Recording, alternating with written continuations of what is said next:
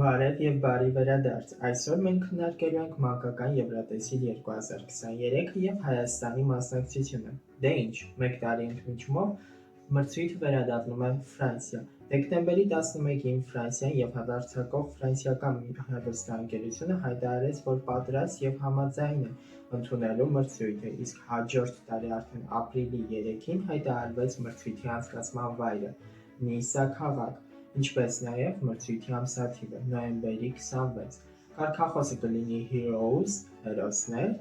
և կմասնակցի 16 երկիր, այս տարի դեբյուտ կկատարի Էստոնիան, իսկ մրցույթ չի վերադառնա Ադրբեջանը և Ղազախստանը 2018 թվականից ի վեր ընդամենը մեկ անգամ բաց կթողնի մրցույթը, սակայն կհեռարձակի այն։ Պատմության մեջ առաջին անգամ մեծ հնգյակի բոլոր երկրները մասնակցելու են՝ Իսպանիա, Գերմանիա, Իտալիա, Մեծ Բրիտանիա և Ֆրանսիա։ Իսկ մինչ այդ եկեք խոսենք Our Generation մրցույթից։ Our Generation մրցույթը համարվում է եվրատեսիլյան ադապտացիա Ռուսաստանի կողմից։ Մրցույթի մասնակցում են բոլոր ասիական երկրները։ Այս անգամ Հայաստանը ներկայացնում է երգչուհի Սաթին Սեր Հայաստանի բռնագրով երգով։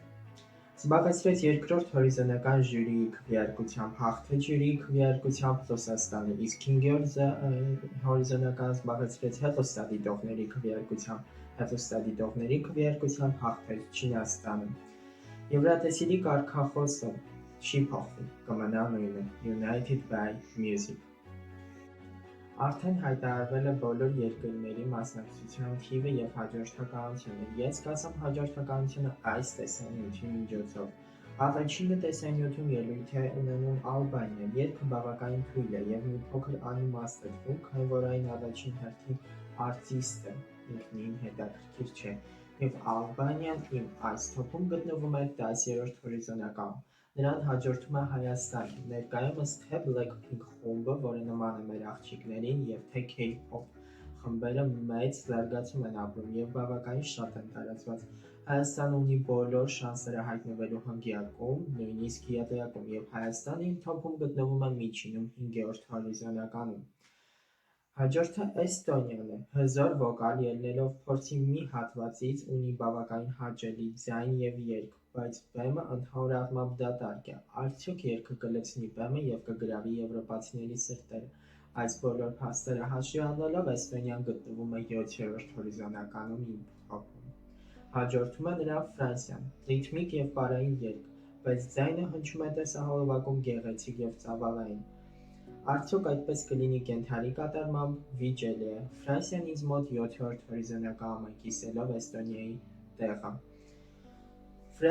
Վրաստանը ընտրել է տրիո ամպերում, որոնք պետք է պարեն ամպերում։ Շատ գեղեցիկ երգ, կենդանի կատարումը մի փոքր թույլ էր, քանի որ ձայները խառնվել էին իրար և չէր հնչում այդքան հարթ և գեղեցիկ, ինչպես տեսահոլովակում,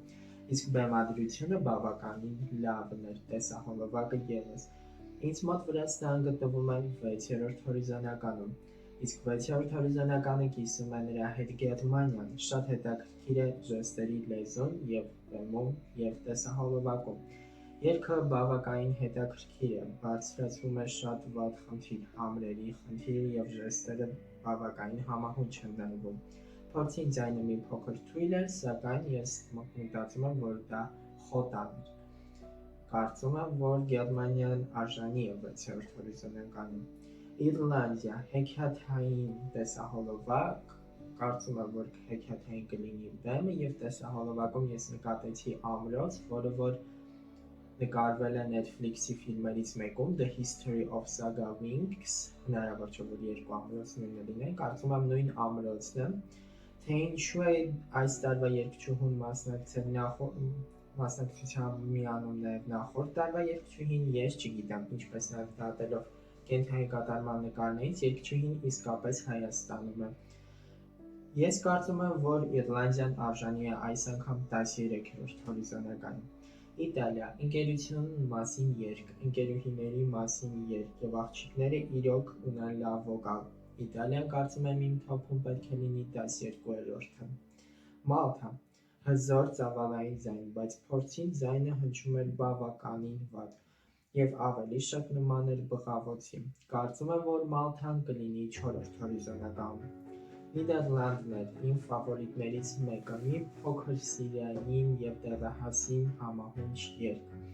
Կենդանի կատարումը ևս հզոր էր։ Արտիստները հետաքրքիր էին, Նիդերլանդները ինձ մոտ բացում են պատվավոր եղյակը։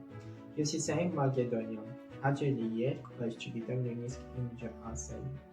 Ինձ օրինակ այնքան էլ դուր չի գալիս երգը։ Չնայած նրա կենդանի կատարումը բավականին լավն էր և երգը իսկապես ֆավորիտ էր, Հյուսիսային Մակեդոնիան ինձ մոտ գտնվում է 9-րդ հորիզոնականում։ Լեհաստանի երգը բավականին լավն է և արժանի է 11-րդ հորիզոնականին։ Պորտուգալիա, ինչպես միշտ, Պորտուգալիայի թե երգն է անհասկանալի, թե աղջկա ձայնը։ Պորտուգալիայի մեյքափի մասին, դիմահանդարման մասին կարելի է ուղղակի լռել։ Պորտուգալիան ինձ մոտ 14-րդ հորիզոնականում է։ Իսպանիա, ուրախ պարային երգ և բնականաբար նա ֆավորիտ է։ Իսպանիան ինձ մոտ գտնվում է 8-րդ հորիզոնականում։ Ուկրաինա, անկեղծ գեղեցիկ ուրախ երգ, պոզիտիվ, շատ լավ կենդանի կատարում և շատ լավ բեմադրություն։ Ուկրաինան ինձ մոտ կամ առաջին կամ երկրորդ հորիզոնականում է։ Մեծ Բրիտանիա, նա կիսում է Ուկրաինայի նույն տեղը։ 2022 թվականից Մեծ Բրիտանիան շատ է ուզում հաղթել և ուղարկում է շատ լավ արտիստներ, շատ լավ երգեր, բայց նրան դաժան կերպով արհամարհում են, բայց կենդանի կատարումը ևս լավն է, տեսահոլովակը նույնպես, առաջին կամ երկրորդ հորիզոնական։ Ես բաց եմ թողել 15-րդ և 16-րդ հորիզոնականները, չեմ ուզում նեղացնել որևէ երկրի երգ, որովհետև այս տարի իսկապես մրցույթը հզոր է լինելու։ Այսօրվա համար նախապատրաստել է այսքանը։ Բաժանորդագրվեք ալիք, գրեք լայքեր, գրեք շատ մեկնաբանություններ, որտեղ արտահայտում եք ձեր կարծիքը, գրեք ձեր թոփերը, ինչպես նաև մի մոռացեք նոյեմբերի 26-ին այցելել իմ ինստագրամ և ուղիղ եթերով դիտել ինձ հետ միասին մրցույթը, ինչպես նաև քննարկել։